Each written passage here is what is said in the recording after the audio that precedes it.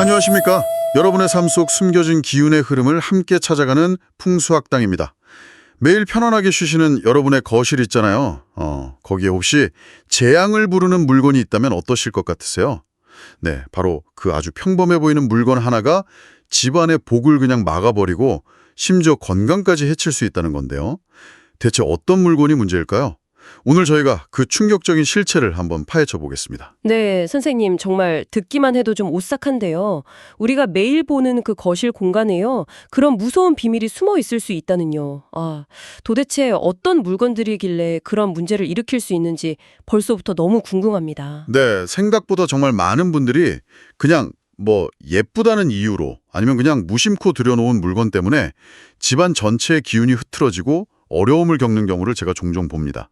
오늘은 그래서 특히 거실에서 당장 치우셔야 할 3가지 물건에 대해 좀 자세히 말씀드릴게요. 여러분의 공간을 한번 이렇게 되돌아보시는 계기가 되시면 좋겠습니다. 첫 번째는 바로 돌아가신 분의 사진입니다. 돌아가신 분 사진이요? 근데 선생님, 고인을 그리워하고 또 추모하는 마음으로 사진을 간직하는 경우가 대부분이잖아요. 근데 그게 왜 문제가 되는 건가요? 물론이죠. 고인을 향한 마음은 정말 숭고합니다. 하지만 그 마음을 어떻게 표현하느냐, 그 방식이 중요한 것 같아요. 얼마 전에 정말 가슴 아픈 사례가 있었어요. 어떤 분의 아드님이 갑자기 밤에 잠을 못 자고 이상한 말을 막 중얼거리고 좀 이상 행동을 보이기 시작했대요. 그래서 여러 병원을 찾아다녔는데 신체적으로나 정신적으로 아무런 문제가 없다는 진단만 받았다고 해요. 부모로서 얼마나 애가 탔겠어요. 아이고, 저런. 원인도 모르는데 아이가 계속 고통스러워하는 모습을 보는 게 정말 끔찍했겠네요. 그래서 어떻게 됐나요? 네, 그래서 제가 그간의 사정을 좀 찬찬히 들어봤어요. 혹시 최근에 집안에 어떤 변화 같은 게 있었는지 여쭤봤거든요. 들어보니까 돌아가신 부부님에 대한 효심이 정말 지극하신 분이었는데 두 분이 함께 찍은 사진이 없는 걸 늘 안타까워하셨다는 거예요. 그래서 사진관에 부탁해서 두 분의 영정사진을 합성해서요. 아주 근사한 액자에 넣어서 거실 가장 잘 보이는 곳에 딱 걸어두셨다고 합니다. 보고 싶으신 부모님 모습을 그렇게라도, 함께 두고 싶으셨던 거군요. 그 마음은 충분히 이해가 되네요. 네, 그렇죠. 그런데 문제는 그 다음이었어요. 뭐냐면 아들에게 아침 저녁으로 그 사진 속 할아버지 할머니께 인사를 드리도록 시켰다는 겁니다. 학교 갈 때 다녀와서 매일같이요. 그런데 정말 놀랍게도 그렇게 인사를 시킨 지 얼마 지나지 않아서 아이에게 그런 이상 증세가 나타나기 시작했다는 거예요. 세상에. 아니, 그럼 그 합성 사진이랑 아이의 이상 행동 사이에 정말 관련이 있었던 걸까요? 저는 그 이야기를 딱 듣자마자 직감했죠. 아, 이게 문제였구나 하고요. 그래서 당장 그 사진을 액자에서 내려서 앨범에 잘 보관하시라고 조언을 드렸어요. 정말 놀랍게도 바로 다음날 아침에요. 그분에게서 다급한 연락이 왔는데 아이가 그날 밤부터 언제 그랬냐는 듯이 너무 편안하게 잠들고 완전히 정상으로 돌아왔다는 것이었습니다. 와, 정말 믿기 어려운 일인데요. 사진 한 장이 그렇게 큰 영향을 미칠 수가 있다니요. 대체 사진에 어떤 기운이 있길래 그런 현상이 생기는 걸까요, 선생님? 돌아가신 분의 사진에는요. 그분의 기운, 그러니까 좀 더 깊이 말하자면 그 영혼의 에너지랄까? 그게 깃들어 있다고 봐야 해요. 사진이라는 게 단순히 과거의 기록이 아니거든요. 그 순간에 살아있는 기운, 특히 그 인물의 정기를 담아내는 뭐랄까 그릇과 같은 겁니다. 그래서 돌아가신 분의 사진을 자꾸 보면서 그 존재를 강하게 인식하게 되면 이미 떠나신 영혼께서 이승에 대한 미련을 놓기 어려워지세요. 그래서 편히 잠들지 못하고 그 혼란스러운 파장이 살아있는 가족들에게 영향을 미치게 되는 것이죠. 특히 생전의 모습과 다른 합성사진은 더욱 조심해야 합니다. 그 기운의 부조화가 더 크게 작용할 수 있거든요. 그렇군요. 그런 깊은 이치가 있었네요. 고인을 기리는 순수한 마음이 오히려 영혼의 안식을 방해하고 남은 가족에게까지 어려움을 줄 수 있다니. 정말 신중해야 할 문제네요. 그럼 선생님, 돌아가신 분과 살아있는 가족의 같이 찍은 사진도 거실에 두면 안 좋은 건가요? 네, 맞습니다. 같은 이치라고 보시면 돼요. 비록 살아있는 사람의 생기가 함께 담겨 있다고 해도 이미 세상을 떠나신 분의 기운이 같이 존재하기 때문에 액자에 넣어서 걸어두는 건 피하는 것이 좋습니다. 그런 사진들은 앨범에 소중히 넣어서 가끔 꺼내보면서 추억하는 것이 돌아가신 분과 살아있는 분 모두에게 이로운 길입니다. 물론 살아계신 분들만 찍힌 사진은 얼마든지 걸어두셔도 괜찮습니다. 그 밝고 건강한 생기가 공간에 좋은 영향을 주니까요. 네, 꼭 명심하겠습니다. 돌아가신 분 사진은 앨범에 고이 간직하기. 그럼 선생님, 거실에서 피해야 할 두 번째 물건은 뭘까요? 두 번째로 주의해야 할 것은 바로 사람의 형상을 한 인형입니다. 이것도 제가 몇 해 전에 경험했던 일인데요. 한 여성분이 외국 여행을 다녀오신 후부터 까닭모를 두통하고 악몽에 시달리고 밤이면 이상한 소리가 들리는 것 같은 환청까지 경험하셨다고 해요. 너무 힘드셔서 정신과 상담까지 받으셨는데 아무런 이상 소견이 없다는 말만 들으셨다니 얼마나 답답하셨겠어요. 와, 여행 후에 갑자기 그런 일이 생기셨으면 정말 불안하고 당황스러우셨겠어요. 네, 그래서 제가 혹시 여행지에서 기념품으로 뭐 특별한 걸 사오셨는지, 특히 인형 종류는 없었는지 여쭤봤죠. 그랬더니 그분이 깜짝 놀라시면서 청동으로 만든 작은 사람 모양 인형들을 여러 개 사와서 거실 장식장에 진열해 두셨다고 하시는 거예요. 이국적인 모습에 반해서 꽤 많이 사오셨다고요. 아, 혹시 그 인형들이 문제의 원인이었을까요? 네, 정확했습니다. 제가 그 인형들의 사진을 받아서 기운을 살펴보니 좋지 않은 영적인 기운이 여러 느껴졌습니다. 그래서 당장 그 인형들을 모두 치우시라고 말씀드렸죠. 그리고 며칠 뒤에 그분에게서 아주 밝은 목소리로 연락이 왔어요. 신기하게도 인형들을 치운 날부터 두통이 싹 사라지고 밤에 깊은 잠을 잘 수 있게 되었다면서요. 어머나, 듣고 보니 정말 섬뜩한데요. 그냥 예쁘다고 기념품이라고 들여놓은 인형이 그런 부정적인 영향을 줄 수 있다니. 사람 모양 인형은 왜 특히 더 조심해야 하는 건가요? 예로부터요. 사람의 형상에는 영적인 존재, 그러니까 우리가 흔히 영가라고 부르는 존재가 깃들기 쉽다고 전해져 내려옵니다. 뭐랄까, 빈 그릇에 무언가가 담기듯이 형상이 있는 곳에 기운이 깃드는 것은 자연스러운 이치거든요. 특히 그 출처가 불분명하거나 오래된 인형일수록 어떤 사용과 기운을 품고 있을지 알 수가 없으니까 더욱 주의해야 하는 거죠.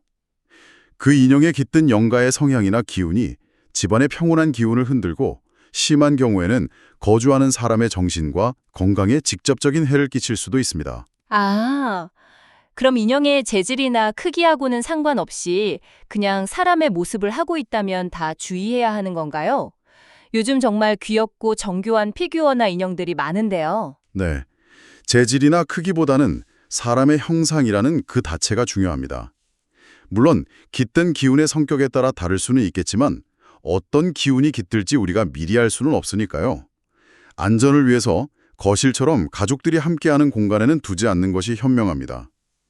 간혹 거북이나 용 같은 동물 형상으로 나쁜 기운을 막는다고 하는 경우도 있지만 그것과는 좀 별개로 사람 형상을 한 인형은 그 기운이 예측 불가능하고 때로는 매우 강할 수 있으니 거실에서는 반드시 치우시길 권해드립니다. 네, 잘 알겠습니다.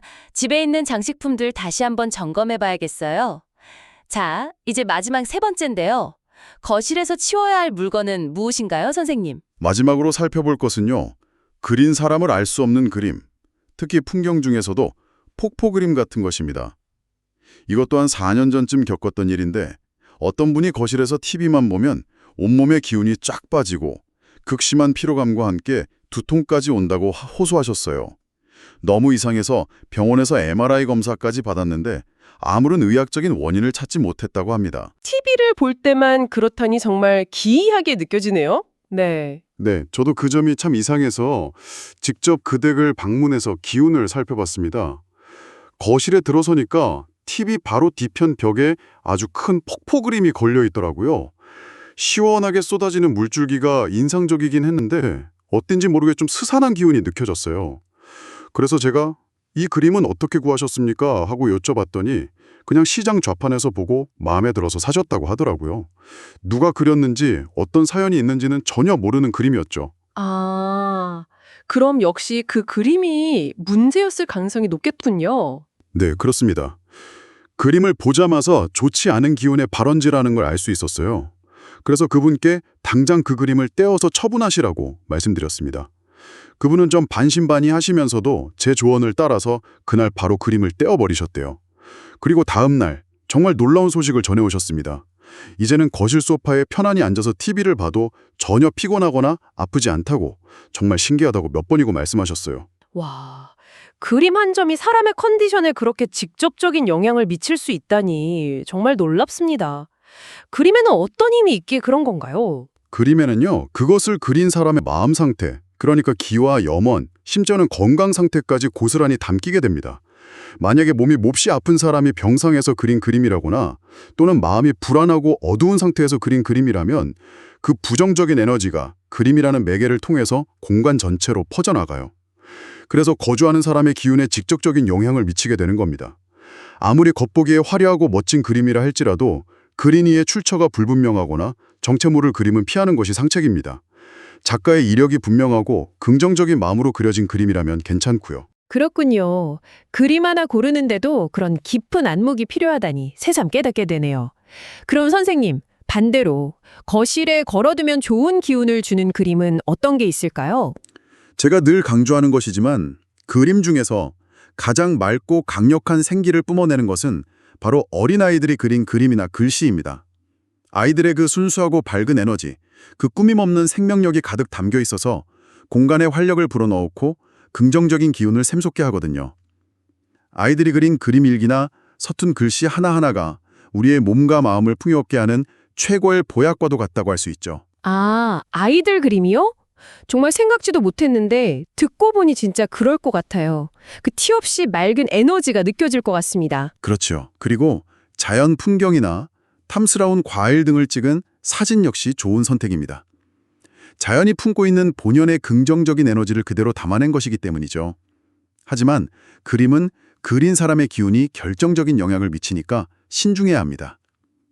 간혹 기운이 강하다는 달마도 같은 그림을 걸어두는 분들도 계시는데 이건 일반 가정집의 기운과 조화를 이루기 어려울 수 있으니까 함부로 걸지 않는 것이 좋습니다. 네, 선생님. 오늘 정말 중요한 가르침 얻었습니다.